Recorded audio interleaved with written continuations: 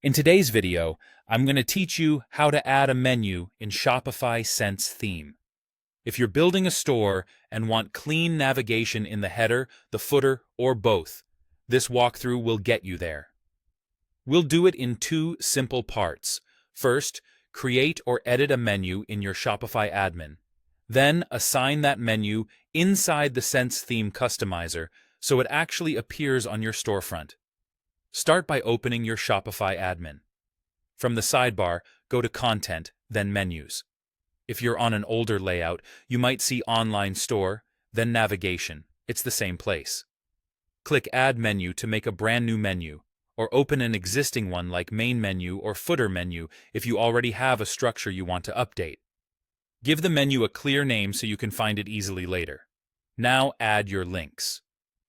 Click Add Menu Item, type a short label. Things like Home, Shop, or About Us work well, and then choose where that item should point. You can link to a specific page, a collection, a product, or even an external URL. After you pick the destination, confirm by clicking Add or the checkmark to save that item. Repeat this for all the links you need. If you want a drop-down, drag any item slightly to the right underneath a parent item to indent it.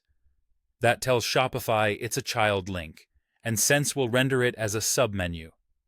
You can also drag items up or down to arrange the order until it reads the way you want. When everything looks right, click Save Menu. That's the foundation done.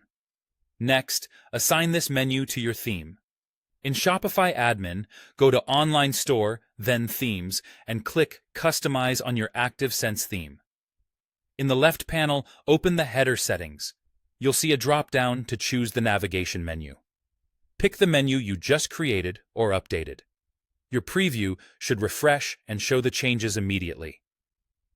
To handle the footer, scroll to the Footer section in the customizer. Look for a menu or footer navigation block. If a block already exists, select it and choose your menu from the drop-down. If you don't see one, add a new block, choose Menu, and select your menu there.